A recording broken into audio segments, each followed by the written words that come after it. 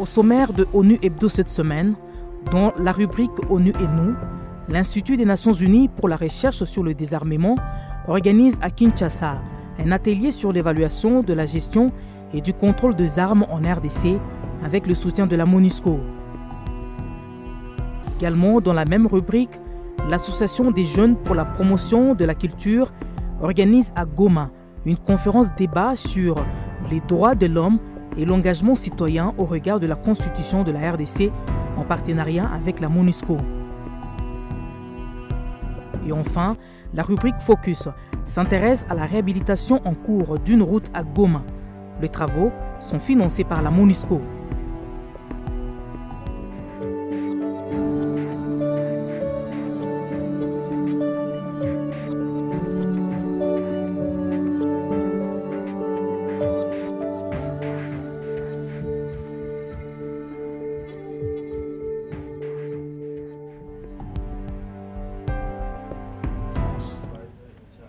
Comment établir un standard national pour la gestion et le contrôle des armes en RDC?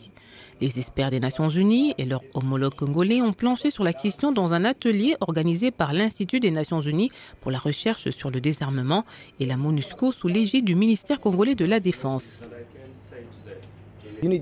L'UNIDIR, en collaboration avec la CNC, sous l'égide du ministère de l'Intérieur, a organisé cet atelier pour réaliser une étude de base sur la gestion et le contrôle des armes légères et petits calibres, ainsi que des munitions en RDC.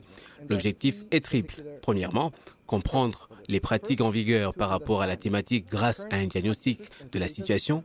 Deuxièmement, envisager des mesures efficaces pour renforcer les bonnes pratiques. Et troisièmement, proposer des options mesurables et pratiques afin de surmonter les défis posés par la gestion et le contrôle des armes légères et des petits calibres ainsi que des munitions. Des failles sont encore constatées dans la gestion et le contrôle des armes en RDC. Quelles mesures mettre en place pour les améliorer? C'est à la Commission nationale de contrôle des armes légères et de petits calibres et de réduction de la violence armée de répondre à cette question. Cet atelier a permis de déceler le point faible dans nos pratiques, dans notre gestion, le point fort, d'identifier les priorités, de voir les défis afin de rehausser notre niveau de gestion et de contrôle des armes légères et des petits calibres ainsi que des munitions conformément aux standards et normes internationaux. La société civile estime que le contrôle des armes est indispensable pour la sécurité de la population. Elle plaide pour l'adoption par le gouvernement de la nouvelle loi sur la gestion et le contrôle des armes en RDC. Les plaidoyers, c'était premièrement au niveau du Sénat pour l'adoption de la loi qui régit les armes en RDC, parce que la loi qu'on a actuellement date de 1985. Elle est dépassée au regard des standards et normes internationaux. Cette loi est dépassée. Il y a aussi notre problème, c'est les plaidoyers pour l'adhésion et la ratification du TCA, le traité sur le commerce des armes, qui est en cours, qui a déjà été adopté par les Nations Unies et que la RDC n'a pas encore adhéré ni ratifié. C'est notre plaidoyer en tant que société civile en direction du gouvernement. La Commission nationale de contrôle des armes légères et de petits calibres a lancé une campagne dans le territoire de Mitwaba, Pweto et Kasenga avec un objectif: récupérer les armes qui se trouvent dans les mains des civils dans cette région de l'ex-Katanga, surnommée le triangle de la mort.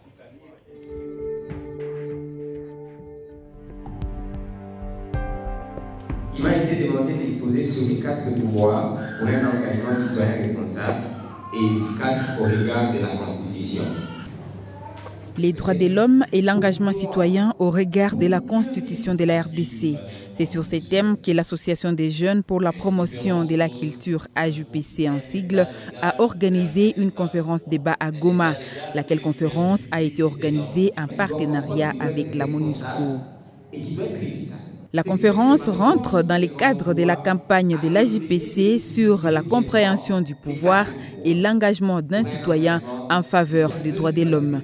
Et comme l'a souligné le professeur Dadi Salé, fondateur de l'AJPC et conférencier du jour, les pouvoirs d'un citoyen sont au nombre de 4.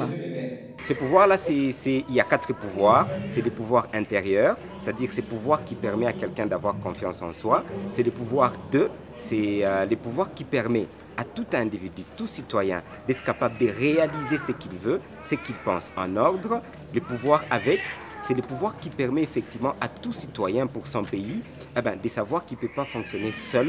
Il y a des institutions, il y a des amis, il y a des organes des Nations Unies. Le 4e pouvoir, c'est le pouvoir sûr. Ce pouvoir sûr, c'est pratiquement le pouvoir de leadership.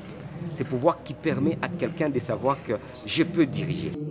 Dans la logique de la JPC, il est important de vivre les droits de l'homme au quotidien au regard de la loi, de la Constitution et des traités signés par la RDC.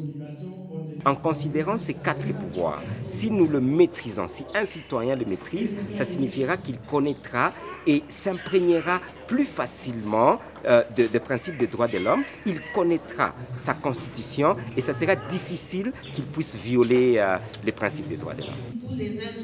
Voilà qui explique que les citoyens doivent être en mesure de comprendre ses pouvoirs, mais aussi comprendre cet engagement citoyen responsable et efficace. Nous comprenons ici chez nous que le premier pouvoir, le pouvoir intérieur, a été diminué par des guerres, par la colonisation, par l'apartheid, par la déportation. Comment? Parce que tout simplement, le noir, l'Africain, a perdu de l'estime. On lui a appris à glorifier les colonisateurs. On lui a appris à se dire c'est l'autre, c'est les Blancs, c'est l'Occident qui a la solution. Il est important que nous puissions reconquérir ces pouvoirs intérieurs et de nous dire de nous-mêmes nous sommes capables. Il était une fois à Turin, un couple qui boudait. Les maris avaient un esprit étroit. Il est important, avec ces pouvoirs intérieurs et avec ces 4 pouvoirs pour l'engagement citoyen, que les Nations Unies puissent comprendre aussi que nous devons faire sortir tout le peuple qui pense que les droits de l'homme leur sont imposés. Ils doivent comprendre cette matière et y contribuer. Je pense que c'est une matière très technique, peut-être on aura encore le temps, c'est une matière technique qui nous impose des programmes assez clairs, mais dans le sens de la compréhension même des principes des droits de l'homme universels.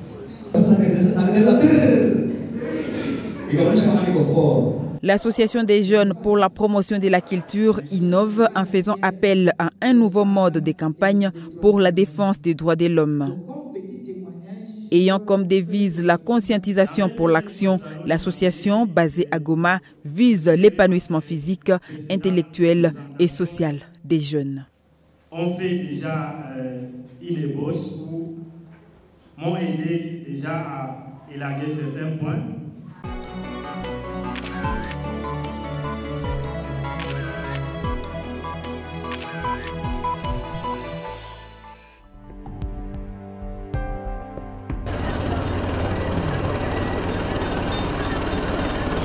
Les gens trouvent seulement des ronds-points là, autour de 900. Je suis M. Jacques Moutipele, je suis ingénieur à la MONUSCO. La MONUSCO a signé un contrat avec l'entreprise Tramico pour pouvoir asphalter un tronçon de l'avenue Karissimbi entre le rond-point BDGL et le rond-point Rutshuru. Ça fait une longueur de 950 mètres.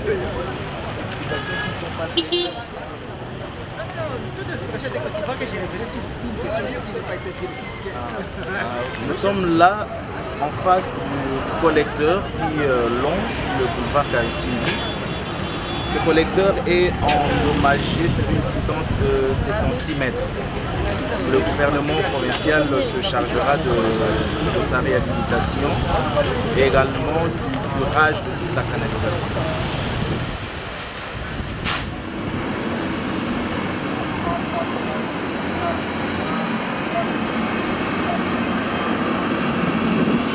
Nous sommes en train de régler la couche de base, mais on a commencé par la scarification de la chaussée qui existait.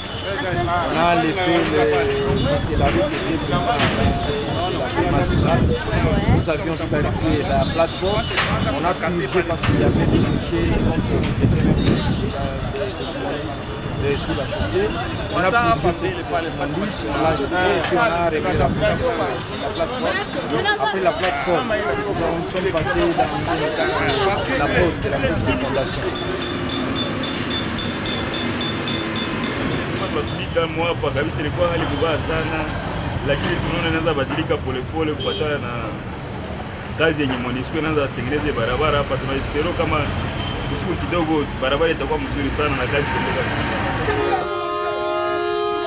Mfumo yenyewe ilikuwa sasa, barabara ilikuwa ya Timala, tulikuwa tunatumika, difficulté za nini, pression zinakatika, mamortisere, triangle ya traité zinakuwa za mingi sana kwa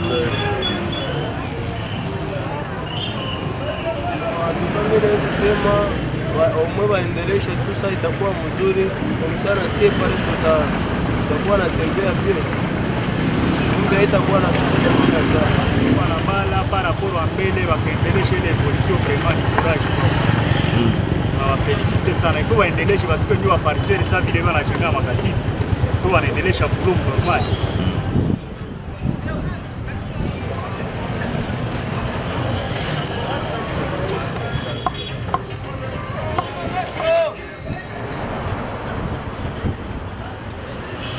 Nous sommes sur l'avenue Karisimbi. Ce tronçon ici était réhabilité par MONUSCO en 2015, mois de mars 2015. En fait, c'est une avenue qui était détruite par les laves, l'éruption volcanique de 2002. C'est seulement en mars 2015 que nous avons réhabilité.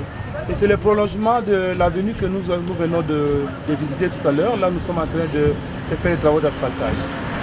Elle commence du lac et va jusqu'au rond-point routier.